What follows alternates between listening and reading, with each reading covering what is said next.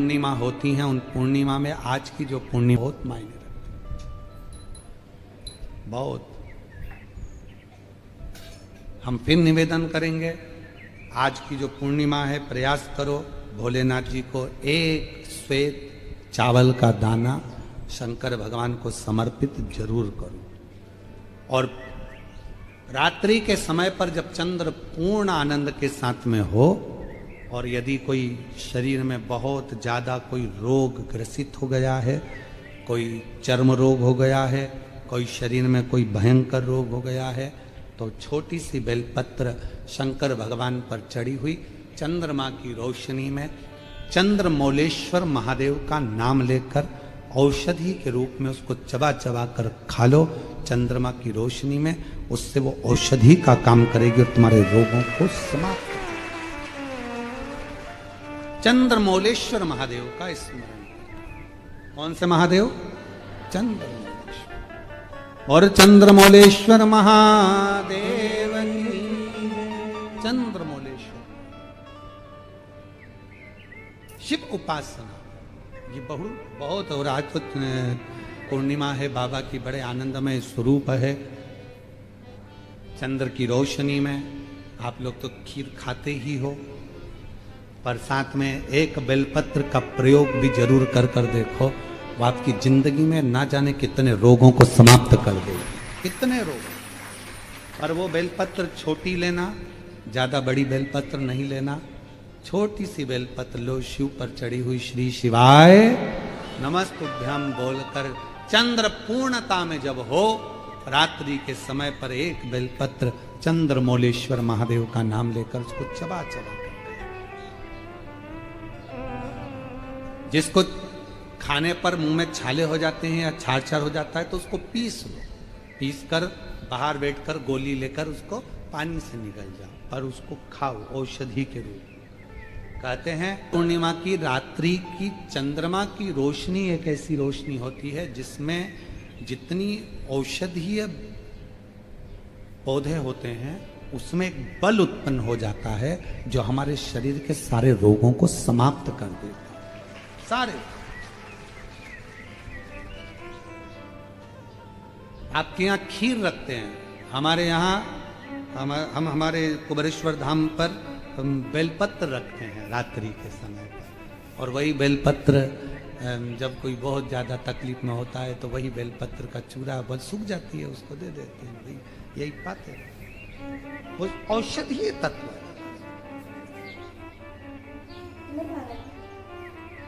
आप लोग छत पे खीर रखो, हम बेलपत्र रख देते हैं अमृत इसमें, वो तो पहले से ही तो बेलपत्र और बलवान हो जावे, और आनंदित औषधि। आज वो ब्राह्मण देवता वापिस चलना प्रारंभ कर दिए, शरीर में काम करना प्रारंभ। पात्र की बड़ी महत्वता। तुम्हारे घर में दीपक रोज लगाते हो रोज?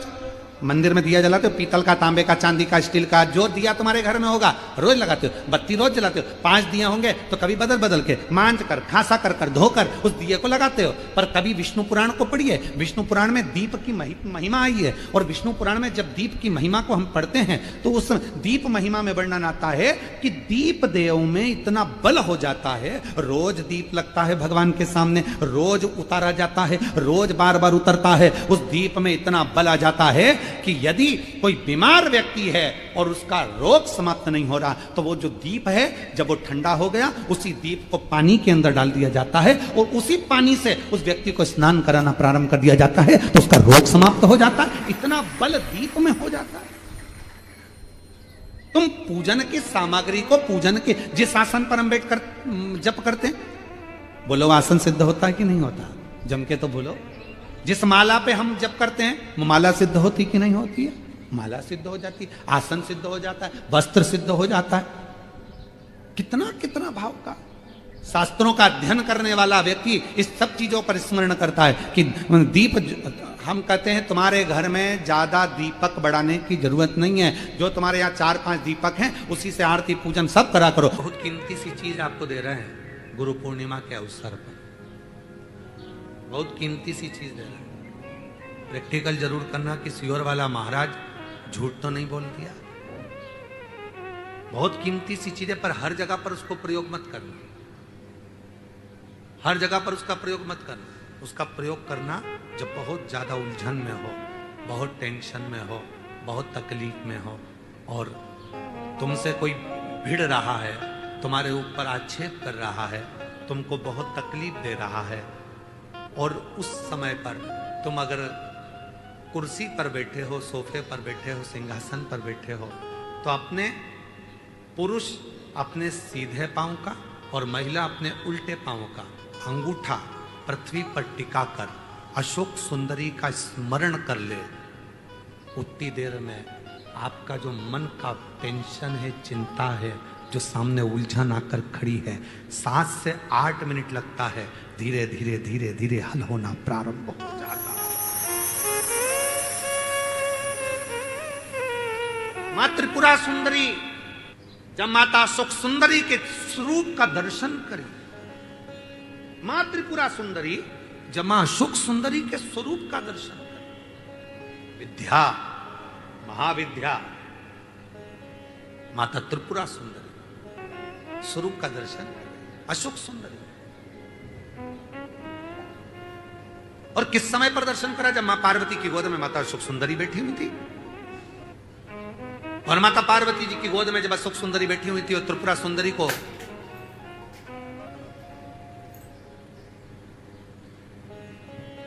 मां जगत जननी जगदम्बा अम्बा ने अब उस विद्या को स्मरण किया, और माता त्रिपुरा सुंदरी ने जब अशोक सुंदरी का दर्शन किया, देखा, देखकर क्या दूं मैं इस मातृ शक्ति की गोद में जो बैठी है उसको क्या दिया? त्रिपुरा सुंदरी जी कहती हैं कि हे देवी अशोक सुंदरी, तुम मेरे त्रिपुरारी की पुत्री हो, और मैं त्रिपुरा सुंदरी मेरे त्रिपुरारी का स्मरण कर कर कहती हूं, संसार का कोई मनुष्य जब अपने पैर के अंगूठे को भूमि पर स्पर्श करेगा, उस समय पर पंजा एड़ी सब ऊपर होता है, अंगूठा केवल थोड़ा सा अंगूठा पांव का स्पर्श होता है। उस समय टेढ़ी ऊंची, पंजा ऊपर, पांव का नीचे का जो भाग, खड़ा भाग नहीं, नीचे का भाग भूमि पर स्पर्श होता है। और उस समय पर जो अशोक सुंदरी तुम्हारे नाम का स्मरण करेगा और जो उस स्मरण में पाएगा, त्रिपुरा सुंदरी कहती है मैं स्वयं त्रिपुरा सुंदरी उसकी उलझनों को समाप्त कर कर उसके जीवन को खुशियों से भर। ये त्रिपुरा कह रही है, ये विद्या कह रही है, मां त्रिपुरा सुंदरी।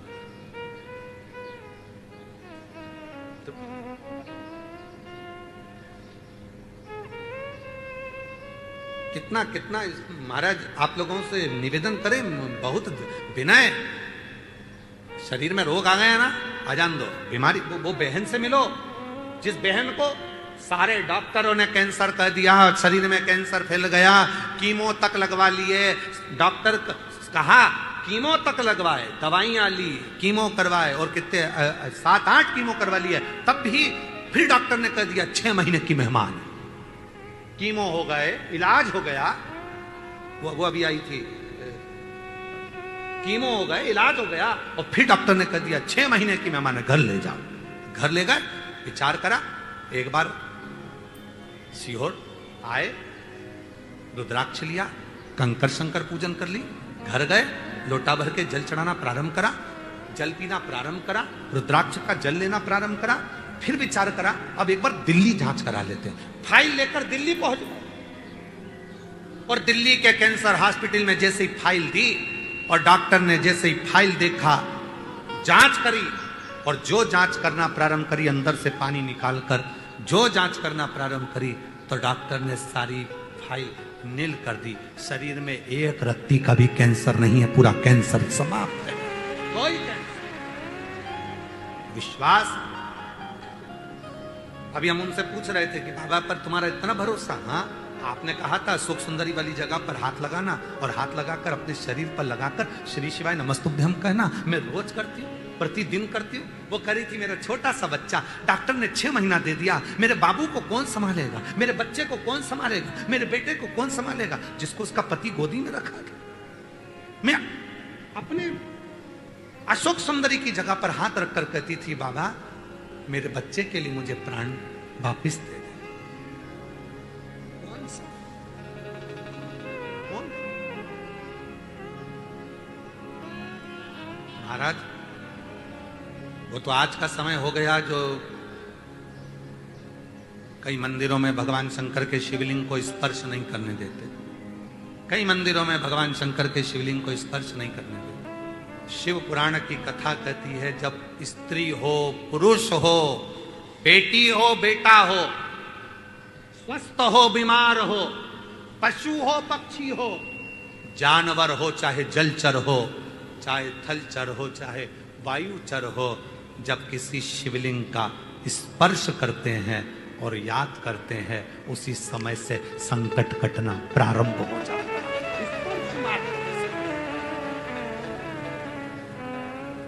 स्पर्श मात्र पूर्णिमा के नारियों को, स्त्रियों को अखंड सौभाग्य के लिए, जो नारी वैधव्य नहीं होना चाहती है, उस नारी को पूर्णिमा के कितने व्रत करना चाहिए? जिस नारी के यहाँ संतान नहीं हो, औलाद नहीं हो, उसको पूर्णिमा के कितने व्रत करना चाहिए? जिस नारी का पुत्र, पति बहुत बीमारी से ग्रसित हो, लग रहा हो कि ये मेरा बेटा बहुत बड़ी बीमारी में घिरा हुआ है, तो नारी को कितने व्रत करना चाहिए? स्वयं भगवान कृष्ण ने माता यशोदा को द्वापर में भी बताया है कि पूर्णिमा के 32 व्रत होते हैं। कितने व्रत होते हैं? 32।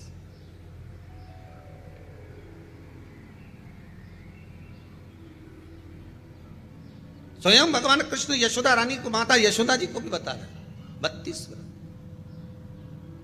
अब आपको किसी ने बता दिया होगा कि 8 कर लो, 7 कर लो, 6 कर लो, 12 कर लो, इसलिए आपने बोला कि 12 कर लीजिए, 32 कर लीजिए। अरे यहां तो द्वापर की कथा भी कहती है। यशोदा जी ने एक बार भगवान कृष्ण को रोक कर कह दिया, ए कन्हैया रुको। कन्हैया बोले, बोलो मां क्या बात है? कन्हैया जरा रुकिए, इधर आओ जरा। भगवान कृष्ण आए। हाँ मां बोलिए। किस जगह का प्रसंग है ये? जिस समय पर राधा रानी कुरुक्षेत्र में नंद बाबा और यशोदा जी को लेकर कुरुक्षेत्र के कुंड में, ब्रह्म सरोवर में स्नान कराने के लिए लेकर जाती है, ग्रहण का समय पर। और जब भगवान कृष्ण उस कुरुक्षेत्र के उस सरोवर में स्नान करने आते हैं, तब यशोदा जी ने अपने लाला से प्रश्न किया है, पूछा है, नारी वेधव्य होकर ना मरे,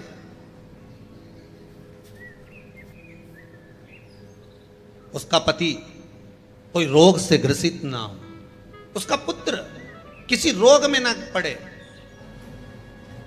अरे भाई कितना सुंदर संवाद लिखा है। अगर किसी माता का पुत्र मान लो किसी नशे में डूबा हुआ है, कोई नशा कर रहा है और गलत नशा है, आपको लग रहा है कि ये नशे में डूबा हुआ है, आपको लग रहा है कि ये गलत जगह पर डूब गया है, आपको लग रहा है कि मदिरापान में, मांसाहार में या अधिक गांजा आदि का जो भी नशे होते हैं, जितने भी नशे, उसमें डूब चुका है। और माँ उसको समझा रही है, तू नशे में मत डूब, तू इस काम को मत कर, तू ये गलत कर्म मत कर। माँ उसको समझा कर हार गई। तो मेरा माताओं से निवेदन है, आप उसको समझाना बंद कर दो, एक काम करना प्रारंभ कर दीजिए। हमें जो शिव महापुराण के माध्यम से शास्त्र कह रहा है कि आप 32 पूर्णिमा के व्रत प्रारंभ करो। उसमें करना क्या है आपको? केवल जिस दिन व्रत रहे, रात्रि के समय पर कोई भी मीठा, कुछ भी सामग्री आप चंद्र की रोशनी में, चंद्र को अर्घ देने के बाद, पूजन करने के बाद उसको रखो, और वही सामग्री जो नशा कर रहा है उसको पूर्णिमा के दूसरे दिन उसको खिलाओ। आप धीरे धीरे खिलाना चालू करेंगे, जिस नशे में वो डूबा हुआ उस नशे से वो छूटना प्रारंभ हो जाएगा। 2 पूर्णिमा व्रत करके तो देखो, तीसरे में तुम्हें जरूरत ही नहीं पड़ेगी। धीरे धीरे आप रुक, वो छूटना प्रारंभ हो जाएगा। स्वयं भगवान कह रहे हैं, यशोदा मैया ने कन्हैया को रोक लिया कुरुक्षेत्र के उस मैदान में, और भगवान कृष्ण का दर्शन माता यशोदा जी करी। बहुत दिनों के बाद माँ को आज माता यशोदा को लाला का दर्शन हुआ, बहुत समय के बाद, जानने के बाद, बहुत समय के बाद। इसलिए निवेदन है, महालक्ष्मी पूजन करने वालों, लक्ष्मी जी की पूजन करने वालों, माता लक्ष्मी का स्मरण करने वालों, थोड़ा सावधानी से स्मरण करिएगा।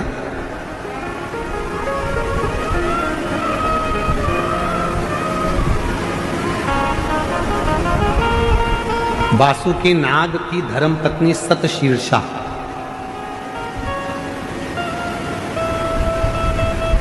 कौन की पत्नी है?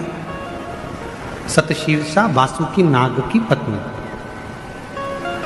सतशीर्षा। शिवजी के गले में जो नाग पड़ा रहता है, शंकर जी के गले में जो सर्प होता है, उसकी पत्नी का नाम है सतशीर्षा। बोलो जरा, नाम बोलो, आवाज नहीं आई। सतशीर्षा ये वासुकी नाग की धर्म पत्नी है, जो शंकर जी के गले में नाग पड़ा है उसकी धर्म पत्नी।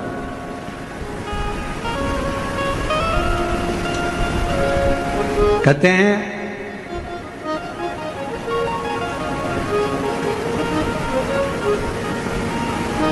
जब गर्भाशय के अंदर, पेट के अंदर या गर्भाशय के अंदर कोई गांठ पड़ जाती है, कोई गठान आ जाती है या पथरी हो जाती है, तो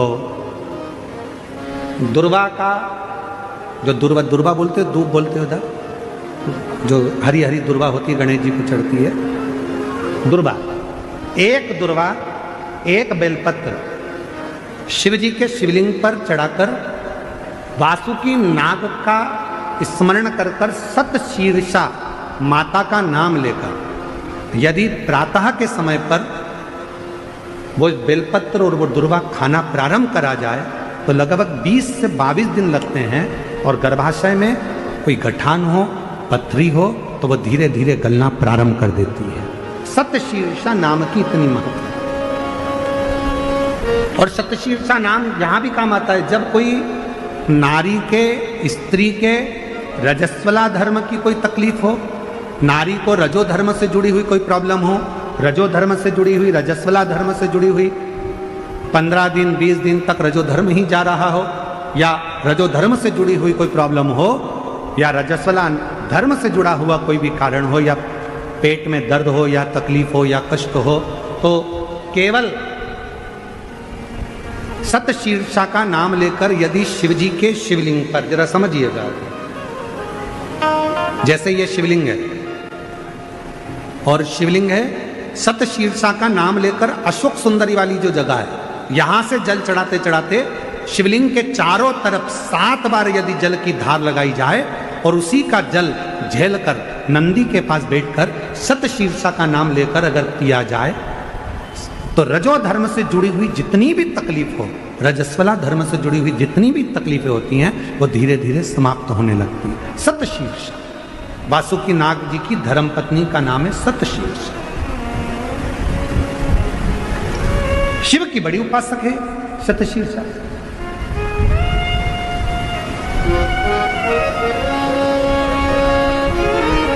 कहते हैं जब समुद्र का मंथन हुआ, देवता और राक्षसों ने मिलकर मंथन करा और वासुकी नाग की नेति बनाकर, सुमेरु पर्वत की रई बनाकर जब मंथन करना प्रारंभ करा कच्छप भगवान की पीठ पर, और मंथन करते करते जब सब लक्ष्मी, माणिक, मोती, ऐरावत, अप्सरा, गंधर्व सब आनंदित, विष, अमृत सब निकल गया, तब आखिरी में जो नेति थी, वासुकी नाग थे, उनको ले जाकर एक कोने में डाल दिया। घिसते घिसते घिसते घिसते वासुकी नाग का पूरा शरीर बेकार हो चुका था, पूरा शरीर बेकार हो गया। तब शिव महापुराण की कथा कहती है, सतशीर्षा ने अपने पति वासुकी से कहा कि तुम चिंता मत करो, तुम्हारे शरीर में बहुत कष्ट हो रहा है, मैं जानती हूं, मैं ये जानती हूं कि तुम्हारे शरीर में कष्ट हो रहा है, तुम चिंता मत करो। सतशीर्षा ने अपने पति के पास में बैठकर शिव के नाम का उच्चारण करना प्रारंभ करा। तब देवाधिदेव महादेव जिस जगह पर वासुकी नाग पड़े हुए थे, गिरे हुए थे, रखे हुए थे, क्योंकि शरीर की हड्डियां टूट चुकी थी, पूरा शरीर कंकाल हो चुका था, मंथन कर सतशीर्षा ने उनके पास में बैठकर शिव जी के नाम का उच्चारण करा, और भगवान के नाम का जो उच्चारण किया, तब देवाधिदेव महादेव प्रकट हुए और भगवान वासुकी को शिव जी ने कहा कि तूने इतना कष्ट झेला है देवताओं